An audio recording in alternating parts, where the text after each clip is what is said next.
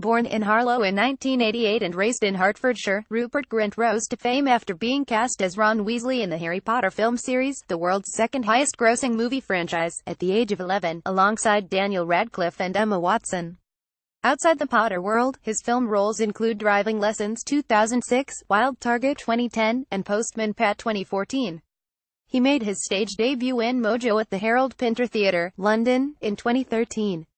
He has recently starred in Snatch 2017, a TV adaptation of Guy Ritchie's film of the same name, and will star alongside Nick Frost in new TV comedy Sick Note, launching on Sky One and streaming service Now TV on the 7th of November. One play The Ferryman, a great bit of storytelling. Laura Donnelly and Paddy Considine in The Ferryman.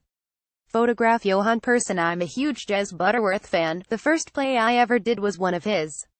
I really enjoyed this one. It's ambitious, the cast is huge, and it's got so many animals and children in it. Visually, there's just so much to look at.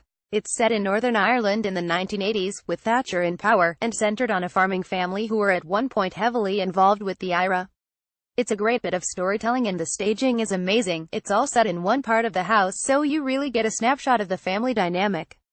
As with a lot of Jez stuff, it's got some very dark twists. To art. David Shrigley. I love his humor. David Shrigley with his sculpture really good in Trafalgar Square. Photograph Andy Rain. Ape. David Shrigley is an artist I've always been a follower of. I love his humor, it really connects with me. He does these weird, unsettling cartoons paired with sometimes quite upsetting text. I've got 2 prints of his at home, and a lot of his books. I do a bit of similar art, and I'm quite into crazy cartoons, so he's a bit of an inspiration. He's recently done the 4th plinth in Trafalgar Square, with this big thumbs up. I've never met him, but I quite like the mystery. I don't really want to know too much about him. 3-book rant and oral biography of Buster Casey by Chuck Palahniuk. I loved this book. It's a fictional biography written through the words of people who knew this central character, Buster Casey. At one point he visits this dystopian world where people are split into daytimers and nighttimers, so it's got science fiction elements to it. I've read quite a lot of his stuff, and what I love is that he always manages to find something disturbing in his characters, something you've never encountered before. And the way it's written has a kind of documentary feel about it, so it's quite cinematic. A lot of his books have that quality, like Fight Club. I'd love to see this one as a film. For music. Hamilton soundtrack. A genius. Lin-Manuel Miranda Center and the cast of Hamilton.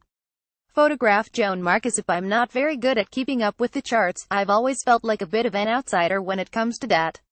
Recently I've been listening to the hip-hop Broadway musical Hamilton soundtrack. The music is so clever lyrically, it's just genius. There's not a bad song on there, it just flows so well. I saw it earlier this year in New York. I'd been listening to the soundtrack for about a year before that, so I knew what was going to happen, but then seeing it on stage was brilliant. It'll be interesting to see if it's as well loved when it comes to the UK in December, but the music is so good, and Hamilton composer and actor Lin-Manuel Miranda is a genius. It was one of the best things I've watched. 5 TV. RuPaul's Drag Race. RuPaul's Drag Race, it's just really good TV. Photograph Logo TV. I watch this religiously. I came to it quite late, but I watched every single series in a very short period of time and was completely taken by it. I didn't know what the drag world was all about, so it was really educational. It's an art form I think a lot of people should know about and appreciate, because it's really impressive. I like it when they have to make their own outfits, and I love drag queen Sharon Needles, she's my favorite. It's really good TV, and I'm constantly trying to get people to watch it. I've actually managed to get my dad to watch it. 6. Website. Threadless.com. A fun way to chat with like-minded artists. One of the t-shirt designs from Threadless.com. Photograph Threadless.com. This is a graphic design competition website. You design t-shirts to a theme, like the 1990s, or puns, and people vote on them.